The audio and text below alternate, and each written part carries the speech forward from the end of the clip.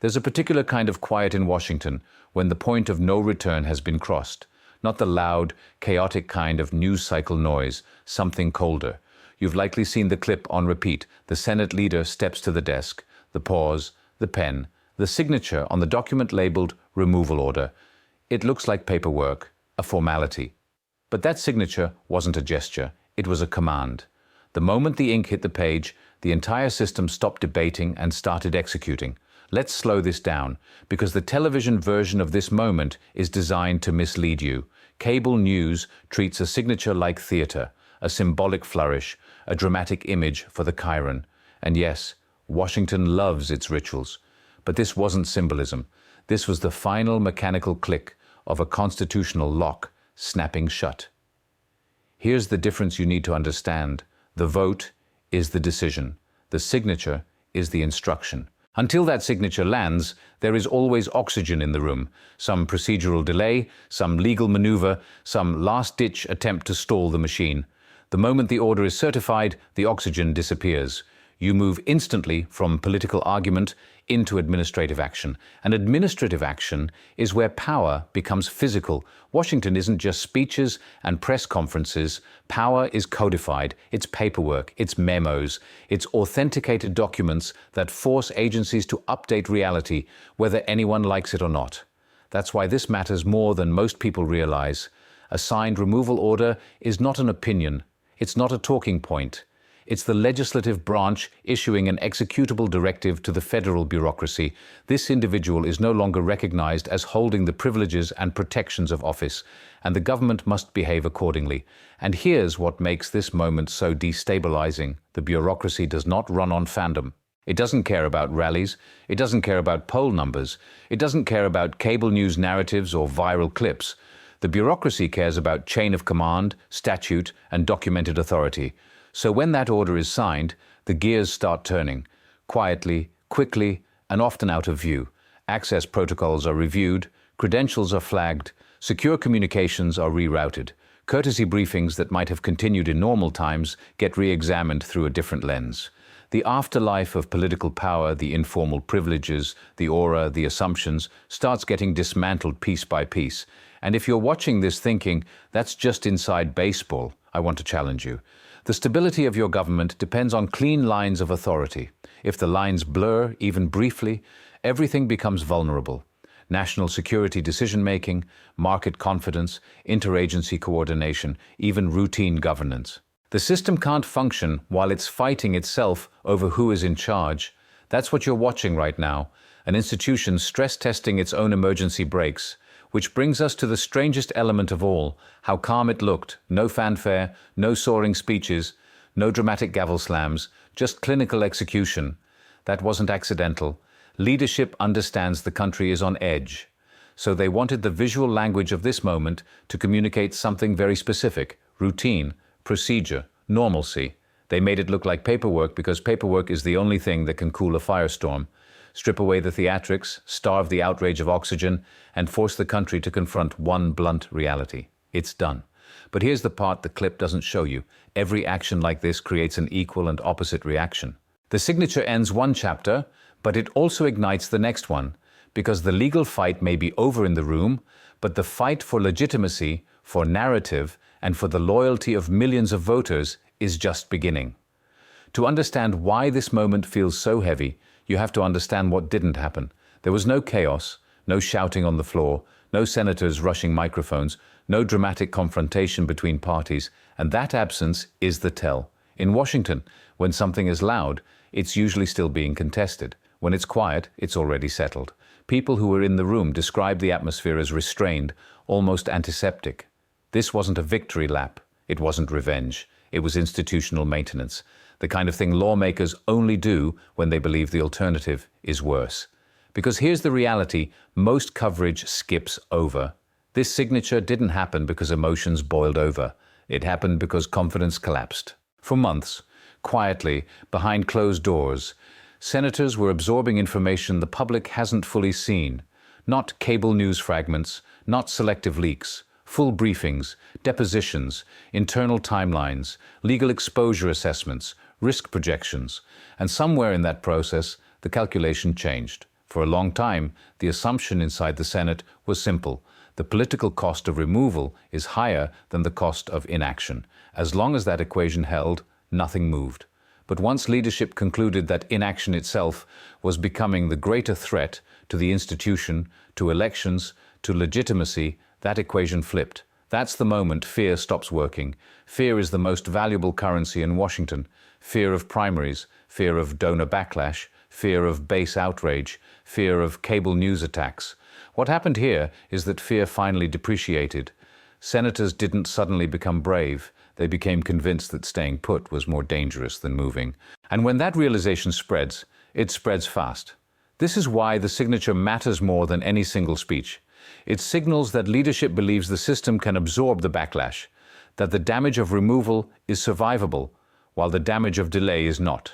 That's a massive bet. Because, make no mistake, they know what's coming. They know the base will feel betrayed. They know accusations of coups and deep state conspiracies will explode. They know fundraising threats, primary challenges, and media warfare are already queued up. And they signed anyway. Which tells you something critical. This wasn't about optics. It was about containment. The Senate was trying to cap a crisis before it metastasized into something unmanageable. Constitutional paralysis, institutional collapse, or worse, a breakdown of authority that adversaries could exploit. And now that the order is signed, the machinery has no reverse gear.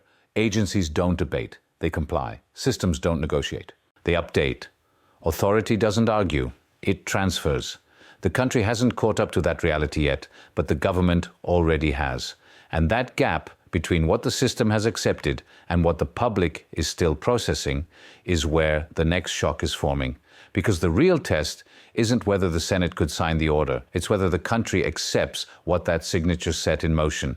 Now we have to talk about the part almost nobody sees, the enforcement phase.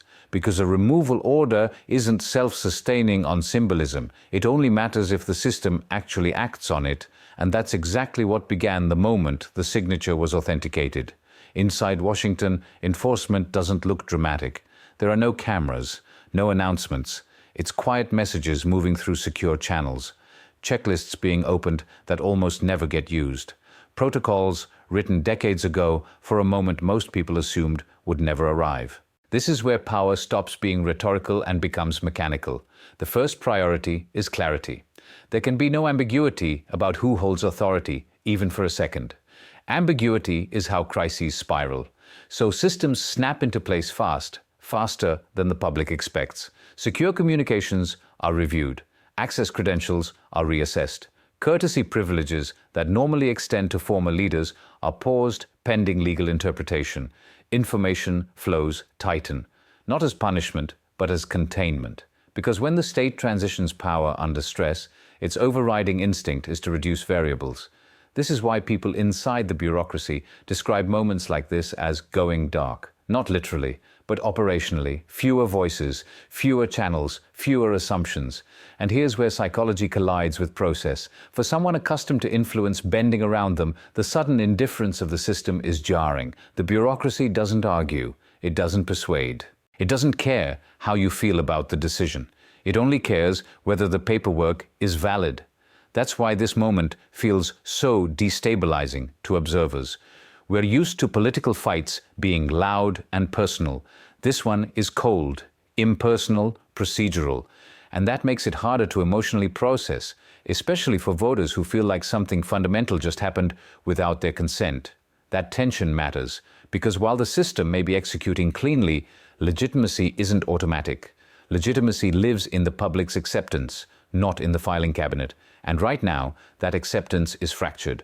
Some people see this as accountability, others see it as elite overreach, others see it as long overdue, others see it as unforgivable betrayal. All of those reactions are colliding at once, which creates a volatile environment where the next move matters more than the last one, because this isn't just about removing one figure, it's about what replaces the vacuum, about who claims the narrative, about whether the institutions that just asserted their authority can withstand the backlash that assertion creates.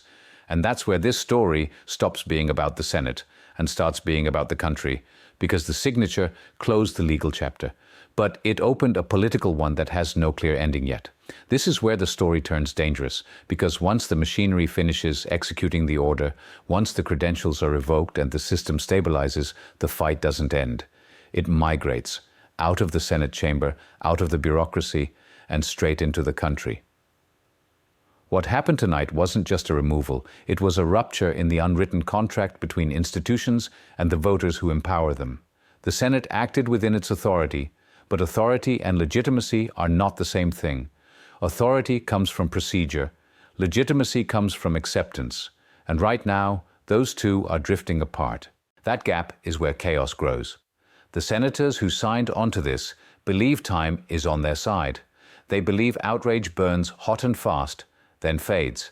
They believe that once the headlines move on, the country will recalibrate, that governance will resume, that markets will calm, that voters will shrug and adapt. But there's a risk they are underestimating what they just triggered. Because for millions of people, this didn't feel like constitutional maintenance. It felt like erasure, like a decision made in sealed rooms by people who will never face the same consequences as the voters who trusted them.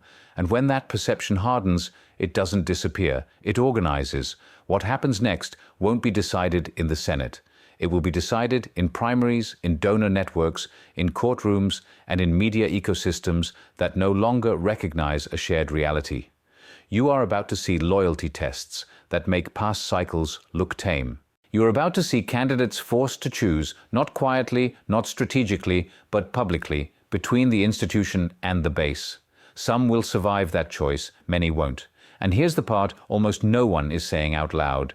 This move only works if the system holds after the backlash. If the backlash overwhelms it, tonight won't be remembered as a correction. It will be remembered as the spark. The Senate pulled the emergency brake, but emergency brakes only help if the tracks ahead are intact. So the real question isn't whether they had the votes. It's whether they have the stamina for what comes next. Because the removal is final. The reaction is just beginning. If you want to understand who gains power from this, who is already positioning themselves behind the scenes, and what the next shock will be before it hits the headlines, stay with this channel. Subscribe. Turn on notifications. This story doesn't end with a signature. It starts there.